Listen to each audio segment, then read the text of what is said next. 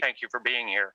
What I'd like to do is just start with a couple introductory slides, kind of laying a foundation, and then we'll turn it over to Mary and Katie and go from there. And please, as we go through these, if you have any comments, questions, don't hesitate to ask.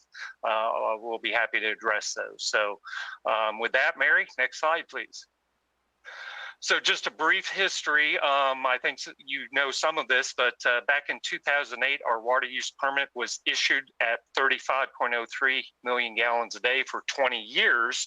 A few years later, in 2011, the CFWI, or Central Florida Water Initiative, was formed. And that kind of evolved from another entity called the Central Florida Coordination Area. And the next slide has a map of that area, but this is basically an overlap in the Central Florida area where the three water management districts kind of come together. This CFWI then issued a guidance document back in 2015, and in that document it kind of laid the foundation for limits to the upper Florida aquifer for everyone in this Central Florida region, including Lakeland. And out of that effort, the county came together with all the municipalities here in Polk County and formed the Polk Regional Water Cooperative. And during that formation period, and after it was formed, they looked at over 200 projects that we could possibly consider for alternative water sources. And out of that over 200 projects, that was narrowed down to 4 projects that were identified that we wanted to move forward with. And then in 2016, that CFWI guidance document was updated. Just last year, our 20-year water use permit was extended by 10 years to 2038, staying at that 35.03 MGD allocation. And then, as you all know, you heard from Segundo, our legal counsel at Strategic Planning.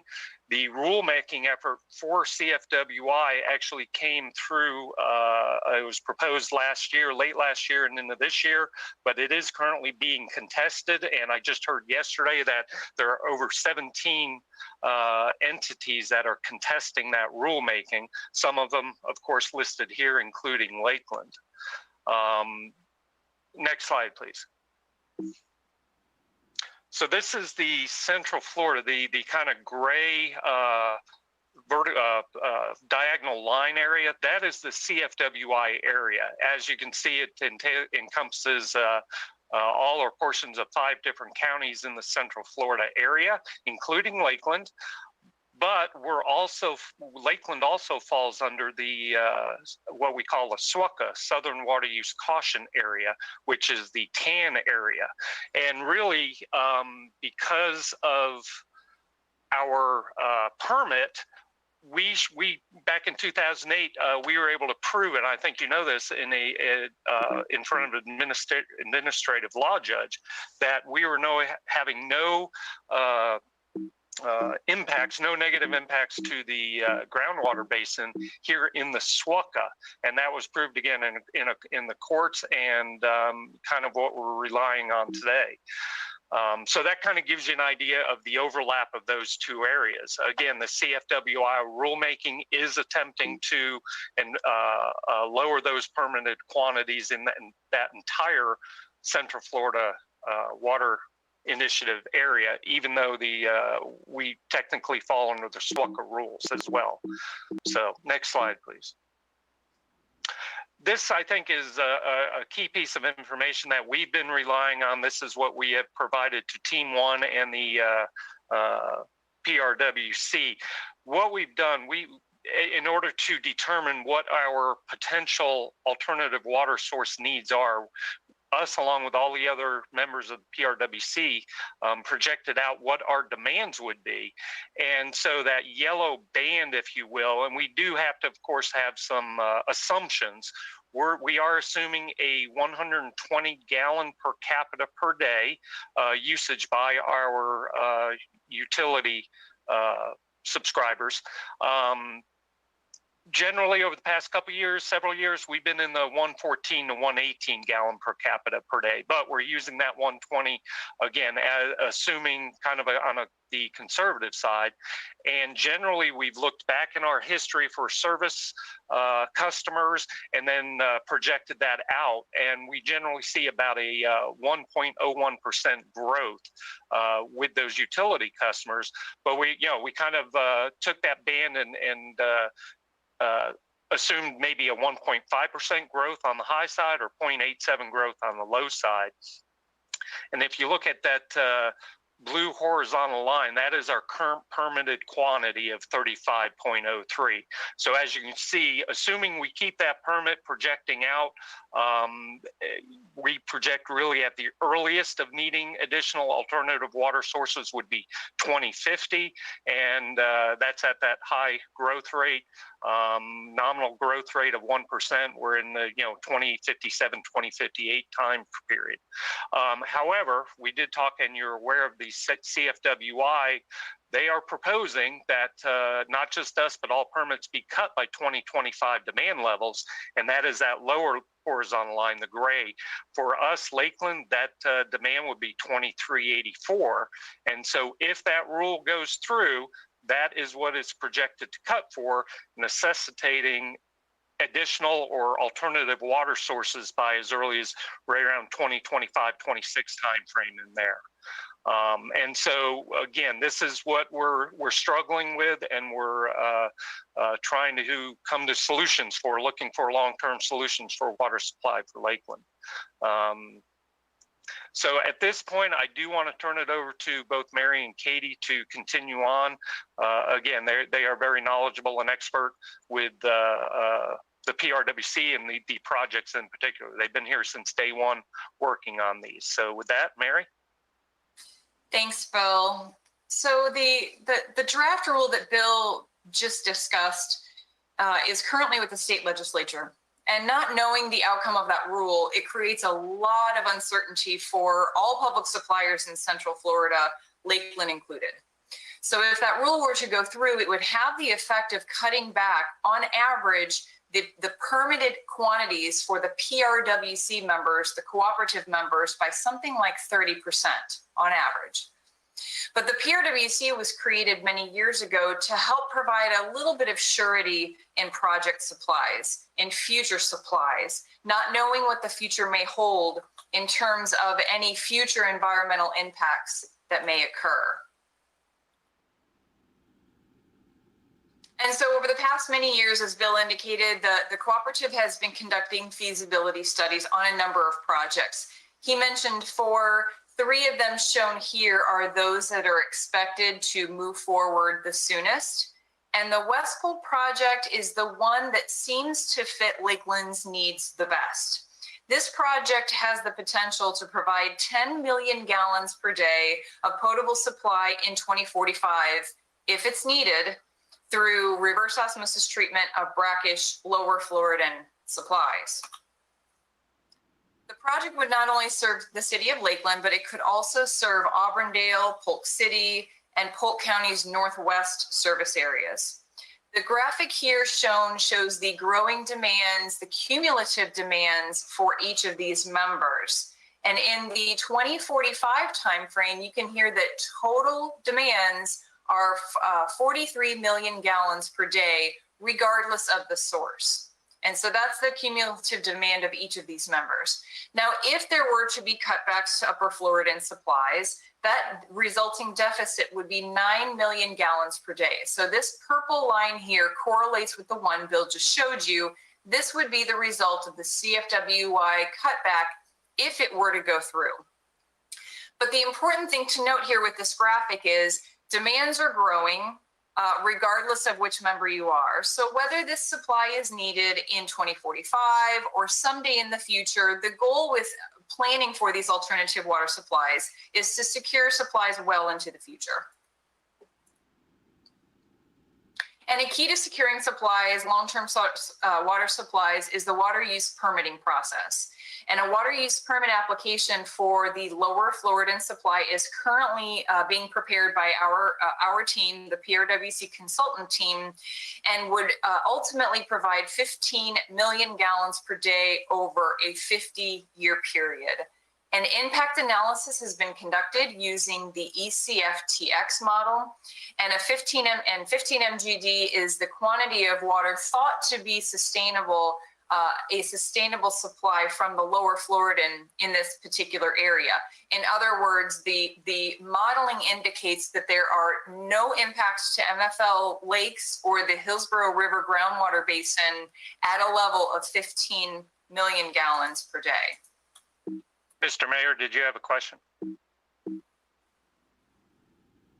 I already said it at the very end, that just that not everyone would necessarily know what that modeling suggests, but it means that the levels of our waters, you know, in the Peace River and in the lakes stay the same, that we don't impact them negatively, and she said it. And it's just very important to know that that's part of what all of this measurement does. Yes, sir. And again, it's just a model, and I'll speak to it in a moment, but it is important to acknowledge that with every permit, with every program, there's a monitoring program that would enable members to measure the real life impacts to environmental systems to what was modeled. So there's yet another layer of uncertainty. So by securing a 50-year permit, you are providing both flexibility and surety in your future water supplies. For example, in this slide, I'm showing a scenario. This first scenario would be if the environmental impacts would trigger no upper Floridan cutbacks. We're trying to depict here, what if there was no CFWI? What if there were no cutbacks? And in this scenario, there would be the West Polk supply, the lower Floridan supply, would create a flexible pumping scenario where the upper Floridan could be relied upon in the early years. And as you monitor your environmental systems with time, perhaps you would have the lower Floridan supply as a backup, or you could shift your pumping scheme to make sure you're minimizing those supplies. So with a total demand of 43 MGD among those project partners, that supply could come from the upper, the lower, all depending on your observed impacts. And this supply would carry you through the 50-year horizon. Now let's look at the worst case scenario. On the other hand, if there are predicted impacts from the upper Floridan, and if the CFWI cutback were to go through, this project also provides you surety, but sooner. So while the upper Floridan is still a supply that you have access to, it's more limited in this scenario, and the lower Floridan supply would be needed sooner and would carry you through the next few decades. But in this scenario, it's important to note that you would need another supply, another alternative water supply to get you through the 50-year horizon. So the bottom line, the message I'm trying to send here is that by diversifying your sources, you're providing surety in your supplies, whether the West Polk project is needed in 2035, 2045, or at some point beyond. And once again, as I mentioned earlier, with any water use permit, with any new project, you need to develop a water resources management approach, which involves monitoring your upper Floridan supplies, your lower Floridan potentiometric surface. You monitor the lake levels and your wetland levels to make sure you are optimizing your pumping scheme to minimize those impacts. 80? Oops. Did I go one too far? Katie, this is your slide, right? You are perfect. I was just on mute. Yes, that's exactly right, Mary. Thank you. So PRWC has been working with some mediators to develop a proposed framework for an implementation agreement for projects coming out of PRWC. Mary's just gone over the demands for the West Polk project, which has led us to predict a facility size of about 10 MGD based on the build-out projections in 2045. I want to mention, though, that the full facility would not be built day one, and consequently, the agreement that would be developed would cover just the facilities that are currently being built. The project has been initially divided into phases based on member provided projections based on what you have provided PRWC. And West Polk is currently projected to have an initial phase capacity of 2.5 MGD, which is the estimated demands in 2030, with then the rest of the facilities being phased in to a full capacity of 10 MGD.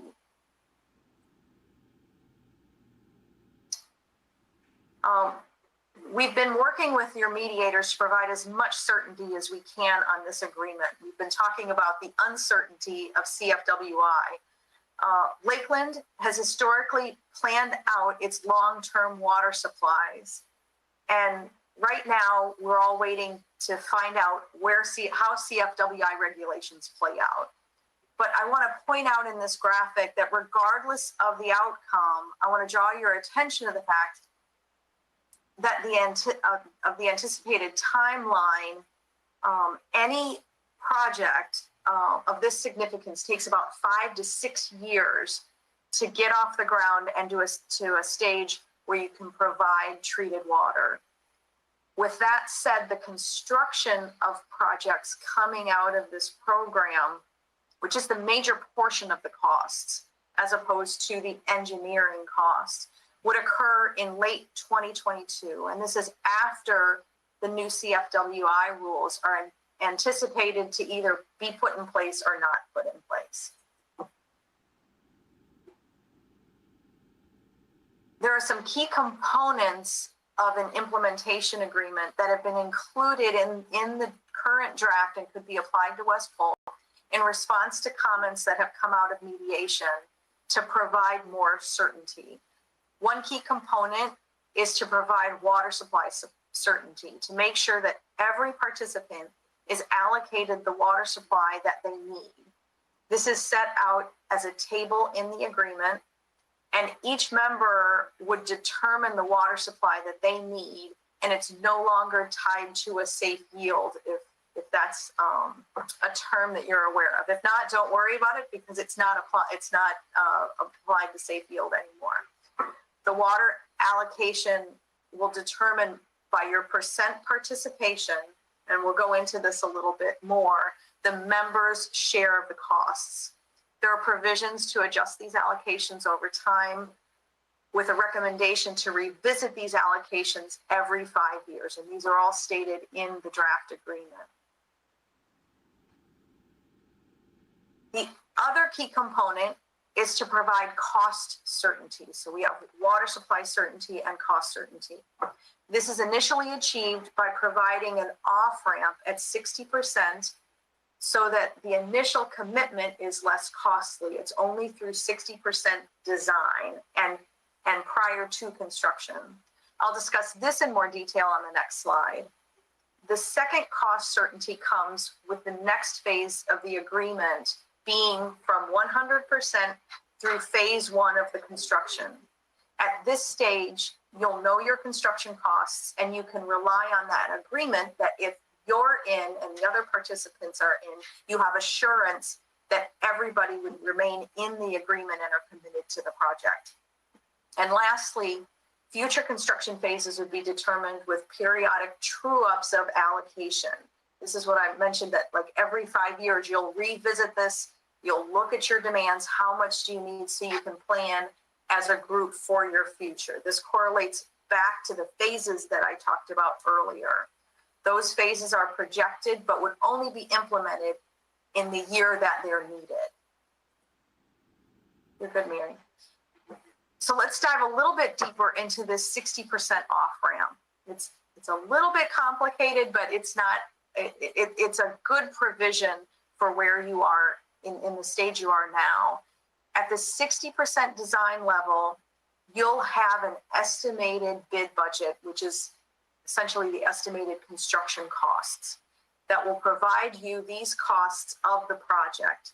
At that time, a member, at its discretion, could choose to leave the agreement and only spend the costs that they have incurred through the 60% design, plus a cost to adjust the design or to redesign the project for resulting from the departure of the member who's leaving the agreement.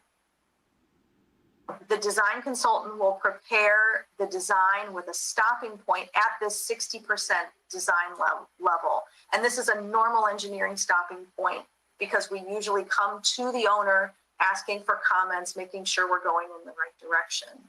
The consultant or contractor will provide an estimated bidding budget to the board, which will include construction and land acquisition costs.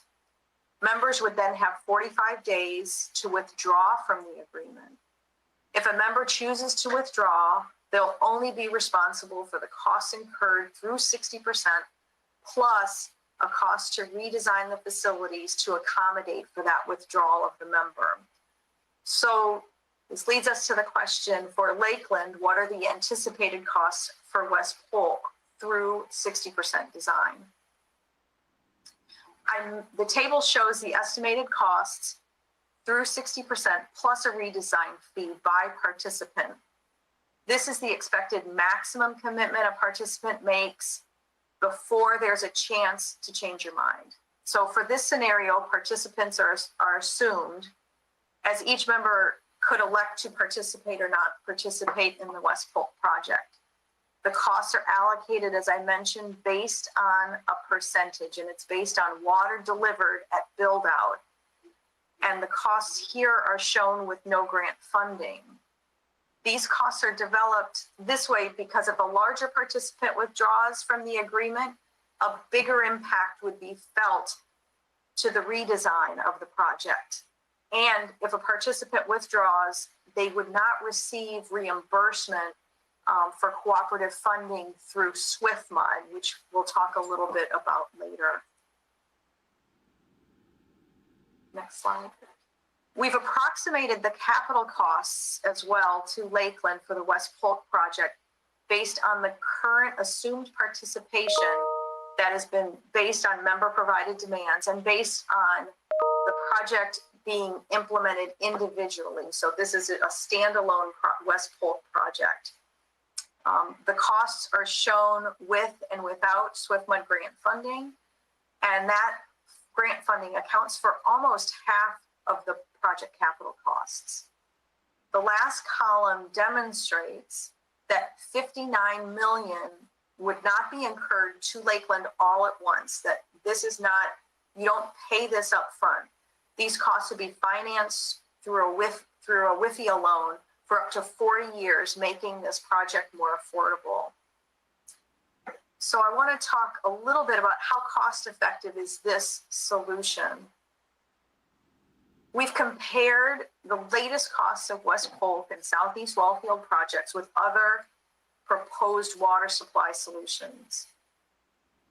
I think it's easy at this stage to say we paid this much for water, and then you want to compare the costs of an alternative water supply with what you're paying now. But that's not really a fair comparison. As your current traditional source becomes scarcer, which it is, the cost of water everywhere is going to increase. So if you compare these costs with other alternative water sources, the cost of West Polk with Swiftmud co-funding falls in the middle of the pack, showing that it is a cost-effective solution when compared with other AWS supplies.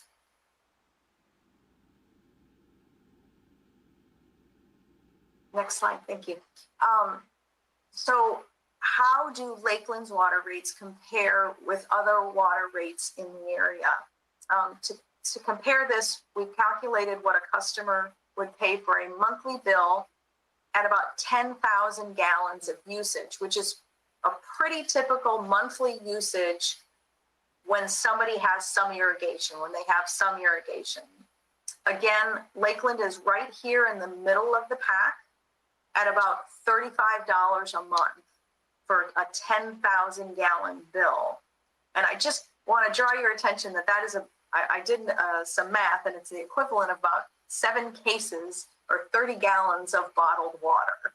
So $35 for 10,000 gallons is a pretty affordable cost. Next slide, Mary. There's been a lot of discussion about co-funding, Swiftmud co-funding coming up to this. And you've may heard about some co-funding deadlines that could be adjusted with Swiftmud. While this is true, it requires a request from PRWC's board to Swiftmud's board to gain that approval, which would come with some inherent risk. And we will talk about funding in some upcoming slides. Additionally, there's other groundwork that's been laid so that all of these funding pieces can come together at the same time, including a WIFIA loan application, state allocations, all of which occur in the next several months. And this schedule just shows all these pieces that have been coming together, including what 11.7 million in state funding and a $235 million WIFIA loan. The schedule's been laid out just to show these key dates and a possible path forward of the projects as they continue to move forward. But this presents two questions with regard to the West Polk schedule. For West Polk, should the current dates continue to be met for the preliminary design as we move forward, as outlined on the left in green? And should we develop a schedule for funding and final design through construction for the West Polk project as shown on your right to the red, in the red box? The pressing question is maintaining the preliminary design schedule in green, which has funding implications, which Mary is going to describe to you in more detail. Mary?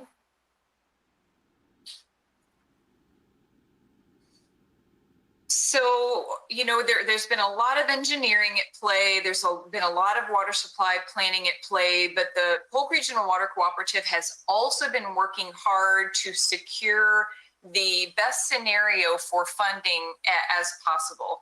And this pie chart is intended to show you, and I'm not sure what what happened to my graphic here, but the pie chart here is intended to show you that the Swiftmud grant, Swiftmud has long been a partner in this program, and we'll talk a little more in a minute about how they have funded past efforts and how they will continue to fund projects moving forward.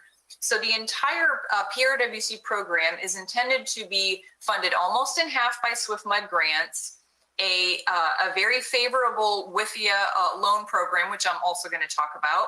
And then there is an SRF loan for a portion of the funds, and then a bank note for some of the funds, and for some of the fees that don't qualify for some of the other loan programs. I want to start by talking about Swiftmud and their commitment.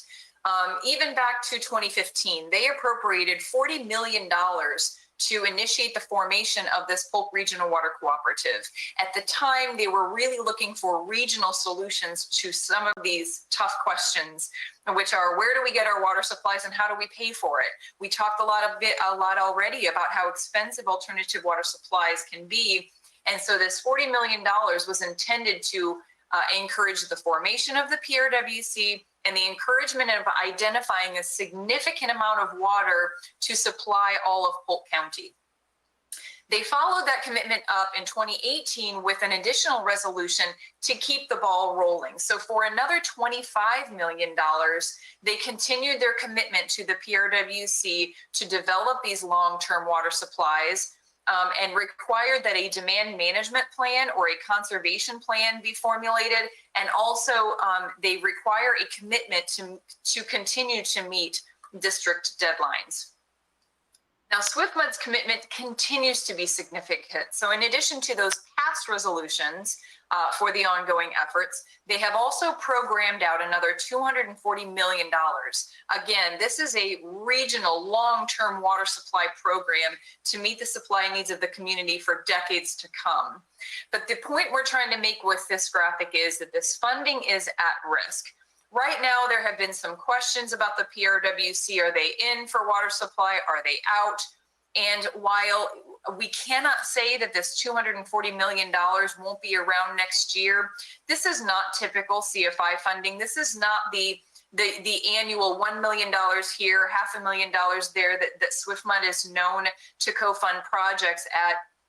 This is a huge program, a huge regional program. And if the PRWC were to walk away, it is thought that folks like Tampa Bay Water, Peace Minnesota, who also have very expensive, large AWS programs, will be excited to compete for those funds. And in addition, the state has played an important role in this. Now, this pie chart here shows you the commitment that the members have made to date for the feasibility study, for the formation, for the testing. And I circle Lakeland here at a $2.5 million level. This is Lakeland's commitment so far. This is what we tend to call the skin in the game. And as you can see with this pie chart, the state funding, which I'm going to talk more about in a minute, starts to chip away at the total program cost. So one of the other benefits of being part of a regional cooperative is having special access to funds that you may not otherwise have. For example, in the past 2 years, the state of Florida will have funneled more state funding to the PRWC than all of the PRWC members have received over the past 10 years.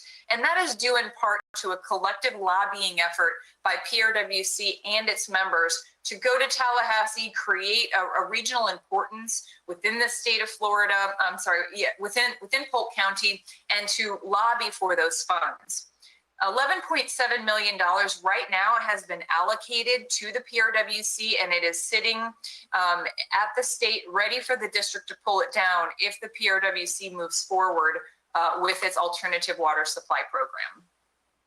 And so that is that's the great part of this program. The free money is the grants from the district and the state funding. Now let's talk about loans. The PRWC over the past few years has worked hard to request and to secure an invitation for an environmental protection agency WIFIA loan.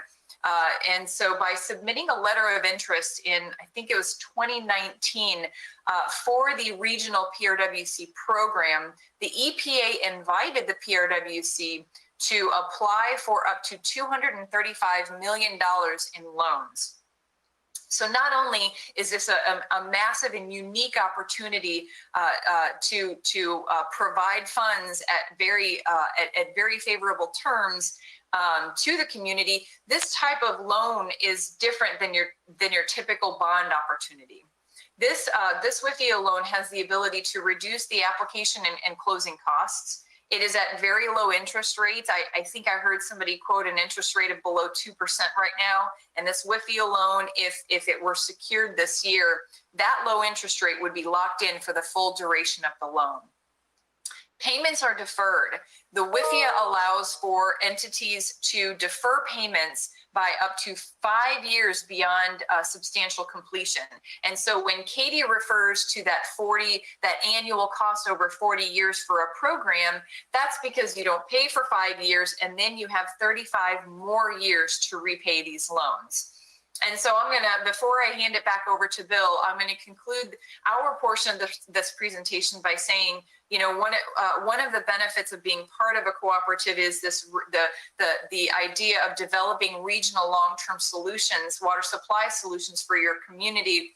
But the cooperative is also able to access state and other funding that perhaps individual municipalities would not otherwise have access to. Bill? Thank you, Mary. And so just some other considerations as we move forward. Right now, we rely on one single source, which is the Upper Floridan Aquifer. So by pursuing these alternative water supplies, we are diversifying our source water, which of course does lead to a certain level of resiliency. It does secure 20-year water needs for Lakeland. Again, our current permit does expire in 2038. We have no idea what could possibly happen after that. And even if the current CFWI rulemaking effort fails, all indications are those efforts will continue in the next several years. So again, some unknowns there. But again, co-funding, as Mary and Katie pointed out, co-funding is available now. And by participating, we have that continued partnership in the regional solution for these. And I just want to kind of end with, and Mr. Mayor, as the PRWC board member, it's my understanding that at next Wednesday's board meeting, we will need to do one of two things: either indicate our anticipate, what do we anticipate doing? Do we want to participate in the West Polk project, and or really take a leadership role in that project or some of the other projects? So either that, or indicating to the board that we will take this decision back to our entire city commission for that decision. So with that said, any questions, comments? Can I just make a couple summary comments to kick off? First of all, I think it's so important for us to recognize the PRWC has been something that we have very much come together on as a county, and there's great cooperation. And we've identified 4 projects, and we know and are committed to those 4 projects. I personally believe and hope the CFWI rulemaking is going to fail, but it's very interesting, and the comment was made in the prior slide, there's going to be other efforts like this that take place as well. It undermines everything else we have tried to accomplish. We have Swiftmud support. We have the ability to have the WIFIA loan available to us. We have a project in place that's cost effective, and we already have our commitment through 2038. So from our standpoint, certainly from the City of Lakeland standpoint, not to be disrespectful of other efforts to try and involve another unapproved project in our sharing of costs. We very much need to be fully supportive of the West Oil, I do this all the time, West Water Field Development, and which we already have in place, continuing the plan that we have in place. Go forward with this, with the existing commitments that are in place, and not try and consider something else that's not part of what we've already done and approved. I certainly have empathy for other cities to wait until after the March 19th date to decide what to do after the next meeting. But I don't, irrespective, I think it would show great leadership as long as the commission is supportive in an agreement for us to continue to move forward with no delays and keep everything intact and in place that we have, because we know this is an inevitable need anyway. And we put artificial pressure on the rest of the Polk Regional Water Cooperative if we don't, because we certainly have to talk about what are we going to be doing to supply for our needs. And that's how those alternative water source options work for everybody else over time. And so I see no reason whatsoever from my perspective for us to hesitate and do anything but continue to move forward.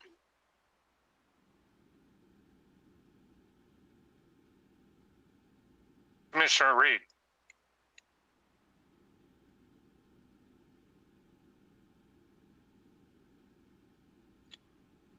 Commissioner, your mic isn't working. Hit the button on the earpiece maybe.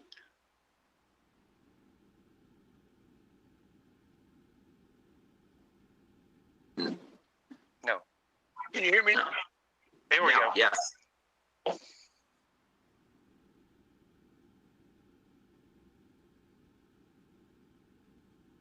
We lost you again, sir.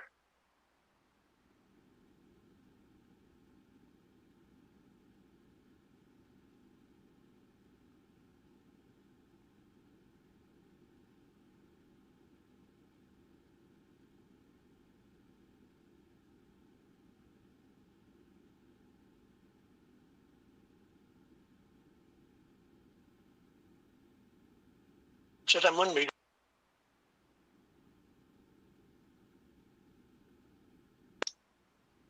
Am I good? There you go. Yes. Now you're good. Okay, thank you. I'm sorry about that. I don't know what happened. I hadn't hit anything since I've been here, but there again, to start over again, Bill, it's a great information I received from you guys. I've been a big advocate for water, even before becoming on the commission. And of course, I still complain. I think we got the short end of the stick when Sarasota, Manatee County grabbed all the water from the Peace River. When I think I don't know, I never hear anybody talk about that extra share of water we're supposed to get from that. And I think it's like 25 million gallons. I don't know if that's distributed amongst Polk County or where it went, or it's just they're just getting that much less of their 258 million gallons a day they were going to get. But the thing that really concerns me as well, you know, we in Polk County as well as in Hardy and DeSoto, we have diminishing orange groves, and they have pretty much unrestricted use of water, basically as the size of their well and what kind of 20-year cup they have on their well. Because I've sold a couple of orange groves and that water just goes away, and it's not calculated. I don't see it calculated anywhere. It's just not being used anymore. And with citizens in the city of Lakeland doesn't get it, as well as a lot of the growth in the Highlands counties. Up in the Highlands of South Lakeland, we're losing orange grove after orange grove, and all of them got 6, 7, 8, 10-inch wells out there. And of course, there again, like I say, the Peace River thing, you know, that water comes right down from starting at Green Swamp, comes right down through Saddle Creek, Hancock, right into the Peace River, goes right through Hardy, DeSoto County, and then Sarasota and Manatee County got all this water, and they've got zillions of gallons of water sitting in their coastal edge. All they have to do is desalinate. We don't have that capability. We've got to go 20,000 feet down the earth to get water or something like that. Of course, fortunately, the phosphate industry's only got about a 30-year life left back on this mining, so we may end up picking up some water from their components somehow. But I really like to know who's our advocate, other than is it these two young ladies with our engineering firm, or we have law firms? I'd like for them to take a stronger stance. I've mentioned that to Palmer on many cases. We need to get firmer on how we can actually get more water if we have to do some sewing or something, because these other surrounding coastal counties have all the water they need. If they just don't want to pay the price, where we're going to end up subsidizing them in some manner, in my opinion. And I don't know if there's anything that we can do, if there's any project we're going to do a major reservoir of any sort. I know when Manatee County bought the Rutland Ranch 15, 20 years ago, they had a great big 400-acre lake in the middle of it. And so now they want to make another reservoir there to siphon off that 258 million gallons a day to come into those areas. But those are just some things. And of course, again, I know we're going to have to fund our share somewhere. Is that coming out of our CIP fund? Is it coming from the utility department? We've cut off funding for our CIP fund after 10 years from now. So, and these loans they're not going to help us, I don't think, get our share. But anyway, those are just some broad statements I'd like to make. Keep them, do what you want to with them, and I don't know how we're going to address each one of them, but I had to say my piece today anyway. Thank you. Understood. Thank you, Commissioner. Commissioner McLeod. Thank you, Bill, Mary, and Kathy. If CFWI doesn't fail, and I know that's a big if, and but does this scenario remain intact, or are we scrambling at that point to get alternative water supplies online faster than 2045? I'm just trying to make sure I understand that. I do support what the mayor as the alternate on the PRWC. I support what he's saying. I think it makes sense to go in this direction, and I think that's where it's headed. I think looking at that chart where you see other cities that are already using alternative water supplies, we're seeing that happen. But I just want to kind of get a sense of if we are forced to reduce that permitted quantity. We hope not. But what does this do to the scenario you have outlined? Go ahead, Mary. Okay. So what we are intending to do with this program is bookend the range of possibilities. On one end of the possibilities, the CFWI rule goes through, and theoretically you need a water supply in 2045. On the other end of that bookend, there are no environmental impacts and you are smooth sailing through 2038. But what's important to note is that all of these supplies are built upon assumptions that come out of groundwater flow models and numbers and theories. and it is the actual observed impacts that you see on the ground that will have the effect of reducing your allocations.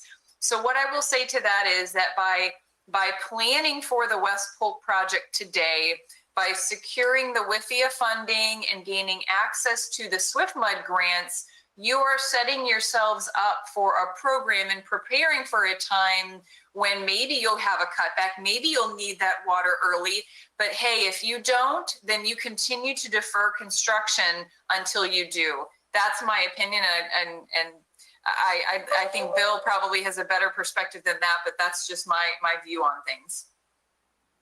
No, I would agree with that, Mary. You did say, I think, 2045 when if CFWI goes through, it's like 2025. So if that rule does get adopted, they are saying we would need these additional water sources by 2025. And even though we're right now in 2020, mid-2021, while it may take 4 or 5 years to permit that, I would hope that the district would allow some time in there for the knowing that these things are coming. And so I don't know if that 2025 deadline would be a very hard and fast deadline, but even if it was, given our current projections, I think it's actually 2026 when we would need those water supplies with those rules. Thank you, Bill. Commissioners, do we have other questions? I think the mayor popped off. So, or Bill, do you have more comments? Yeah, just to address, if I may, a couple of Commissioner Reed's comments. One of them regarding any kind of pricing structure. How are we going to pay for this, basically? As you know, we've been working with our rate consultant, Reftelis, for quite a number of years now. They are well aware of everything going on with PRWC, with the CFWI. We are already programming with them for this year to start looking at this. We attempted to do this last year, but we really didn't have the information we needed. Knowing that what I'm hearing today is that the consensus is really to move forward and play a leadership role with at least West Polk. Now that we have some of those dollar figures in mind, we can start looking at that a little more closely, and future years out start programming some of that in. Again, whether we will be able to bring you that this budget year or next, but we are already looking at that and planning for that. And I know you had a question about Peace River, Minnesota. Mary, if you want to jump in on that and kind of talk through that a little bit too. Yeah, it was interesting that you brought that up today, and very timely. And Katie, I'm going to put you on the spot here in a second to fill in the blanks.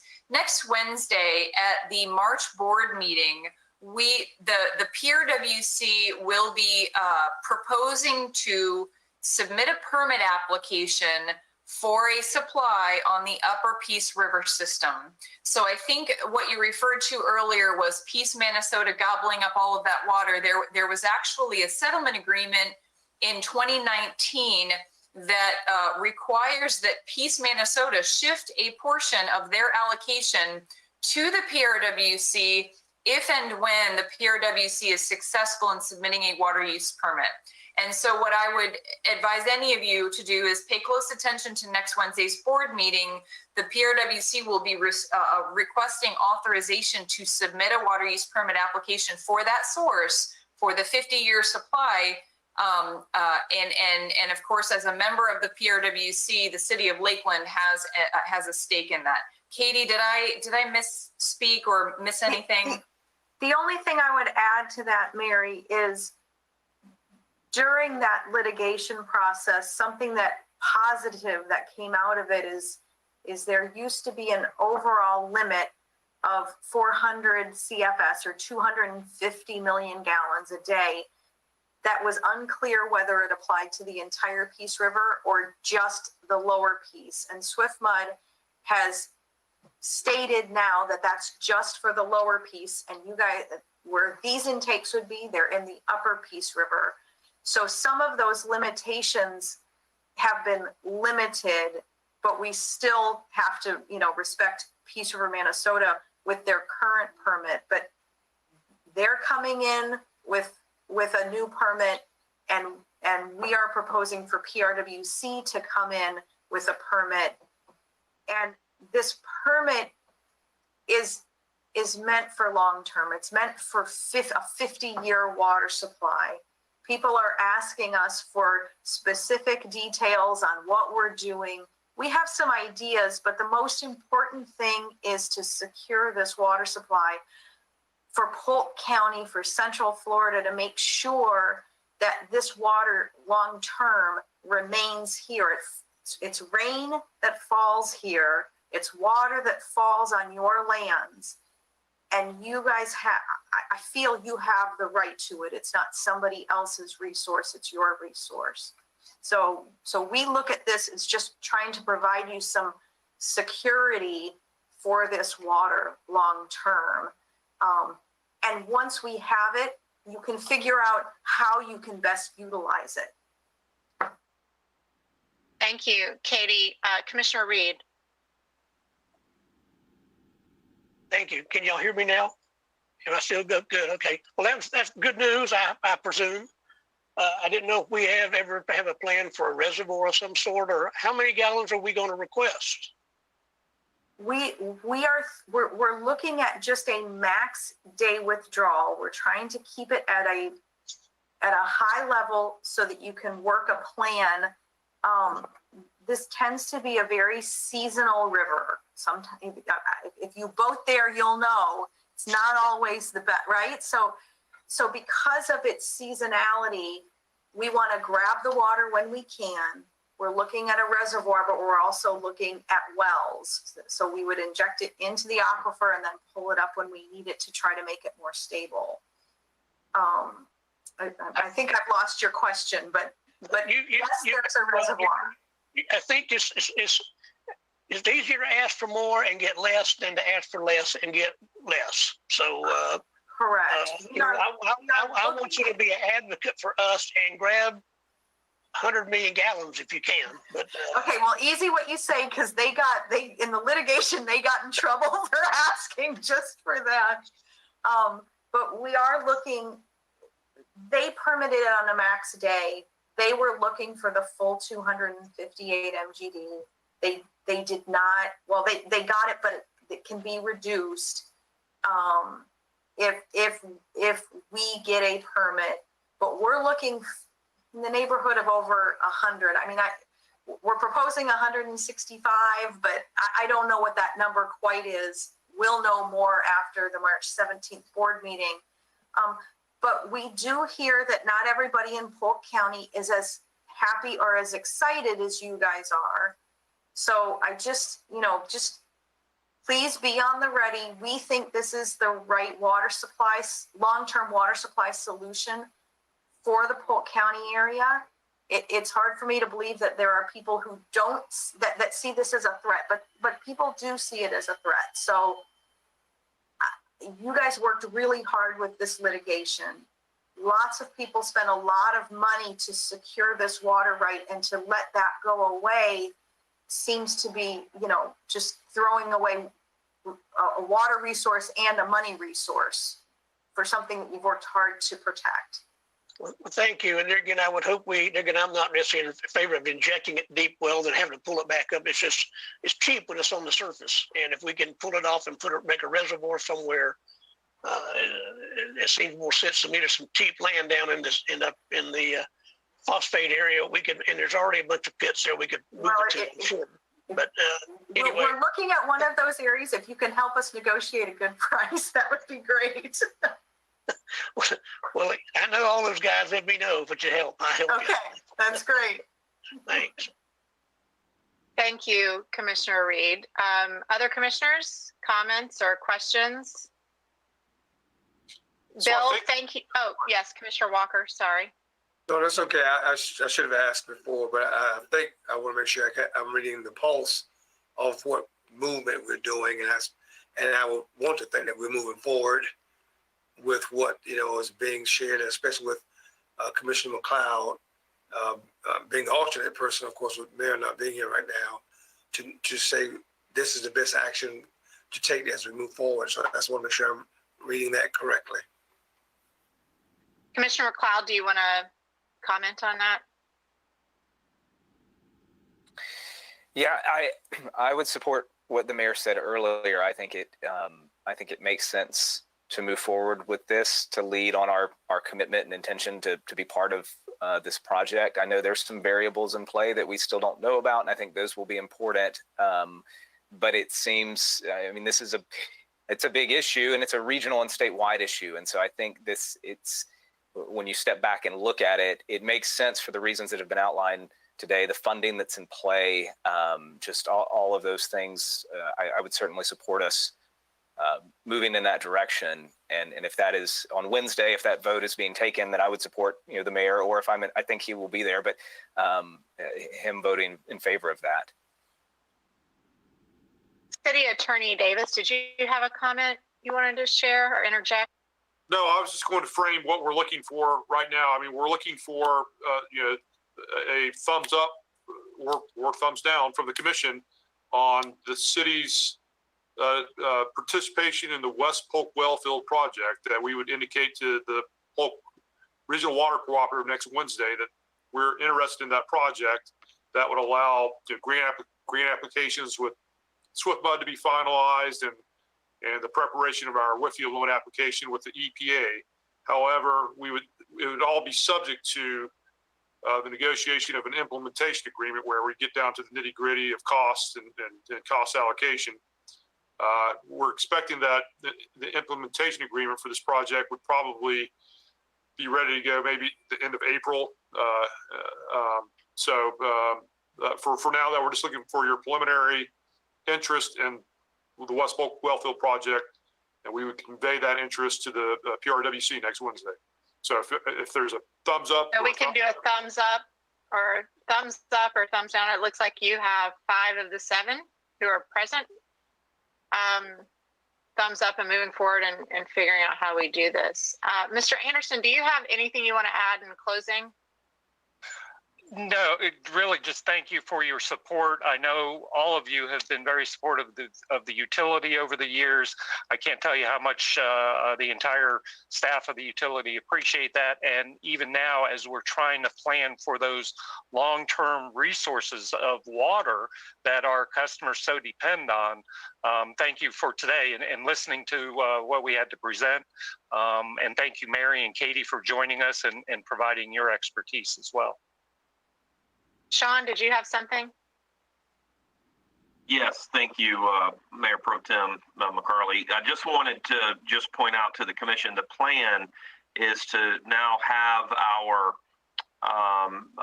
legal consultant in Segundo is going to write the city's position in a letter that will then be submitted. And that's just important so that as we indicate our desire to participate, at least for now, knowing that we have that off-ramp in the West Polk project, it will be, also carefully written to maintain our positioning and some of the ongoing, litigation that's out there. So Segundo will be assisting us in that process as well.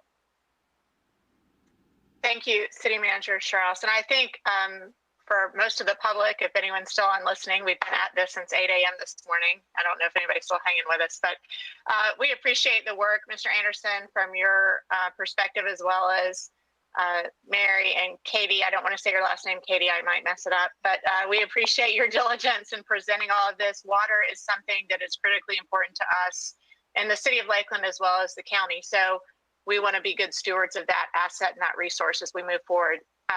With that, are there any other closing comments from Commissioner to wrap up our morning?